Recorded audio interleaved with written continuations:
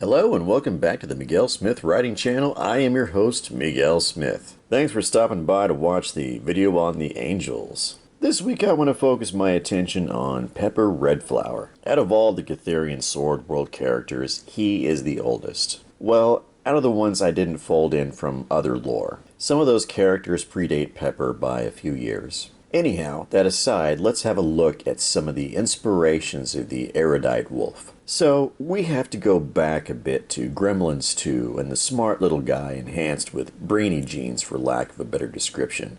The notion of a highly educated, if perhaps pompous at times, voice coming from a non-human character sort of began here. At the time, the idea of making a bipedal wolf character like Pepper was still years away, but the general concept was established in my mind. After that, I saw Real Genius with Val Kilmer, and I was struck by the character of Laszlo Holyfeld, played by John Grease.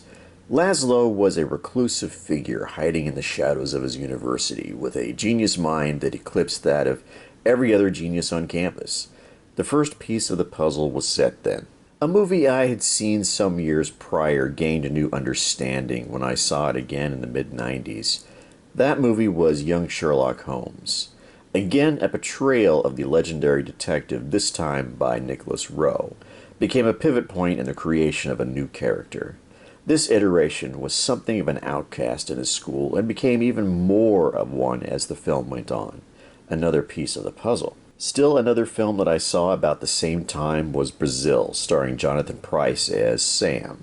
His character begins the film just as another cog in the machine, but then a particular obsession drives him forward to become far more on a quest that ceaselessly twists and turns, but never seems to end up where he thinks it will. Years later, in the mid-2000s, I began writing a fantasy adventure manuscript I never finished. The central character was Pepper Redflower.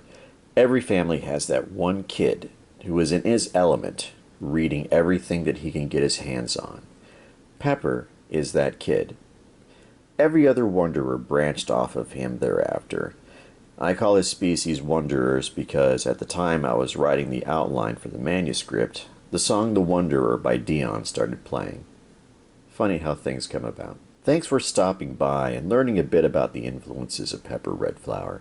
He is perhaps one of my most favorite characters to write. I'd also like to invite you to follow me on Instagram, X, and now even Facebook. Take care, and I will get to whipping up the next video. Have a great weekend.